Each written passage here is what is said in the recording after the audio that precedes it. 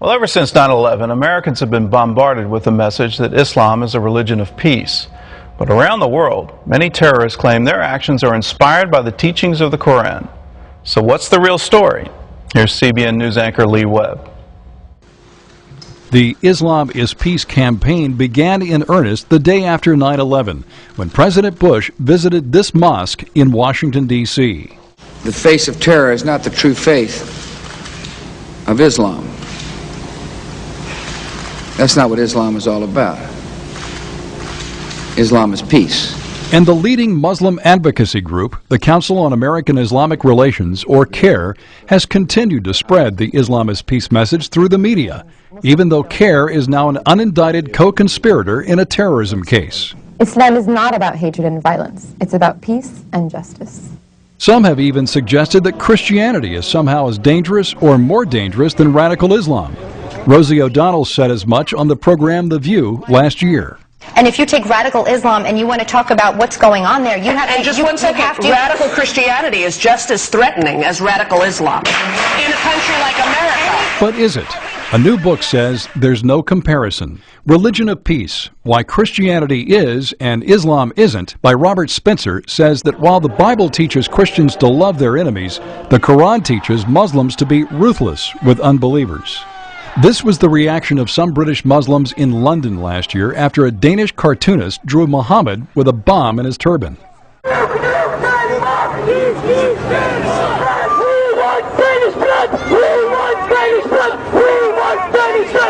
It has been said that while most of the world's Muslims are not terrorists, most of the world's terrorists are Muslims. But many on the left still fear Christianity more than Islam. Spencer says it's time for the West to defend Christianity and tell the truth about Islam. Well, joining us now live from Boston is Robert Spencer. He's the author of Religion and Peace, Why Christianity Is and Islam Isn't. Well, welcome to the 700 Club. Thank you. Very happy to be here. I've had an interesting conversation with some Arab ambassadors a couple of weeks ago, and one of them actually said that Islam is in need of a reformation. Is that sort of a prevailing view amongst, I guess, moderate Muslims? It's a common view, but I'll tell you one thing about that, Gordon. It's very important to understand.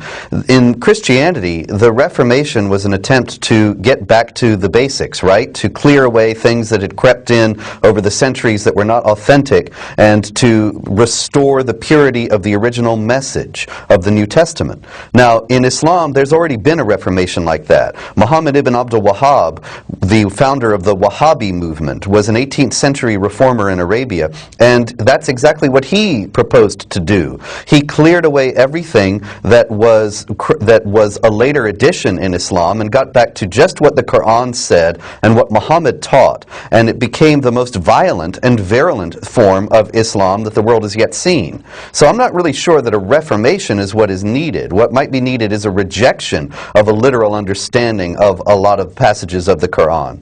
Well, give us some examples of how is the Quran more violent than the Bible?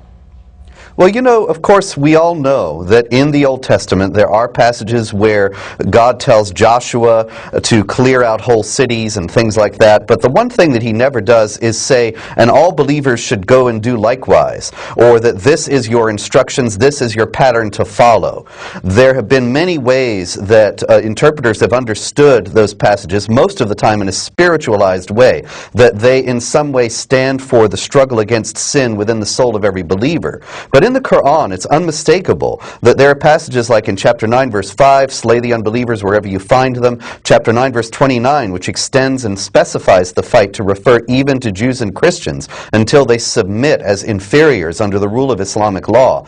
These things are not spiritualized, and they are directed as open-ended, universalized commands to all believers to fight against unbelievers, and that's how they've been understood by mainstream Islamic commentators through the centuries. So it's really, it's ridiculous when people say, well, the Bible is just as violent as the Quran. It just indicates that they don't really know what either one of them says. Is it possible for Christianity and Islam to peacefully coexist, or are they mutually exclusive? Well, in terms of doctrine, they're mutually exclusive because, of course, in 1 John it says, if you do not have the Son, you do not have the Father, whereas in the Quran it says anybody who says that Jesus is the Son of God is an unbeliever.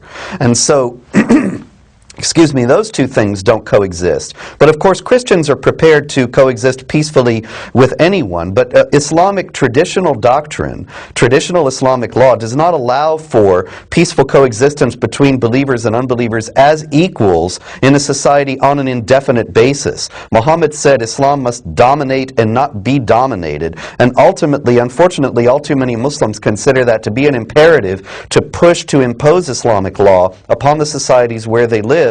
And that means second-class status for non-Muslims.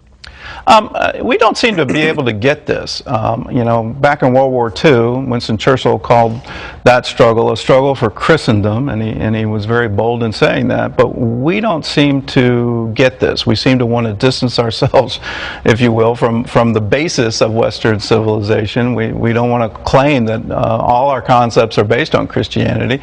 Why are we so reluctant to get into this and say our ideas are better? Well, you know, it's a strange thing, but it seems as if a kind of self-hatred has gripped Western civilization. We're ashamed of ourselves. We're ashamed of our Judeo-Christian heritage. Even people who aren't Jews and Christians are unwilling to acknowledge that the Judeo-Christian tradition has been responsible for the greatest civilization the world has ever known. This self-hatred, I think, has become part of the pop culture ever since the Vietnam War. And that now it's really coming down to a challenge for us, because the Islamic law that the jihadists want to impose upon the world would deny basic things that we take for granted: freedom of speech, freedom of conscience, the equality of dignity of all people before God, the equality of rights of men with women, the equality of rights of all people regardless of creed, so that there's not a special class of people as there is in Islamic law. These things are all Judeo-Christian principles. And so this is the time when we need to cast that off and stand up and defend those things, or we're certainly going to lose them. There seems to be a movement, and it's frankly political, that Christians are just as bad as radical Muslims. And I know CNN is doing a whole series this week, and AP just released a rather puff piece on it saying, you know, that everybody needs to watch it. And in that segment, they're going to say that if Christians are encouraging young women to dress modestly, what's the difference between that and the Taliban? I saw that. Why are we doing that? Why is that even allowed? Why does Rosie O'Donnell get applause for saying that, you know, Christians are just as bad as radical Muslims? Well, this is the common assumption among the mainstream media, and it's just that fundamentalism, so-called, is the problem across the board. And so they have to make these ridiculous comparisons between modest dress in a Christian context and the Taliban. Do they even realize what goes on for women in the Taliban? That they kill girls who try to go to school? That in Saudi Arabia, which is a society very similar to the society established by the Taliban, there were girls who died in a fire because the religious police wouldn't let them come out of the school that was burning because they weren't wearing their headscarves. I mean, where have you ever seen Christians behave that way when they talk about modesty? It's a comparison that is so ridiculous as to be laughable, and yet it does seem to be the prevailing view of the elite. And the only thing I know to do is to, well, I say thank God for CBN and for the fact that we're able to speak the truth here, and we know that since what we're saying is true, that reasonable people, I think, will be able to see the difference. Well, I love to tell people I've never heard of United Methodist Jihad. It just doesn't. Yes. It doesn't exist in Christianity. You don't go out and kill people. The final question: do you think that within a Muslim society where Sharia law is sort of enshrined, and I think for me one of the great disappointments of both Afghanistan and Iraq is that that's precisely what our State Department allowed, that their new constitutions enshrine Sharia as the law of the land. Is it possible with that to have true democracy?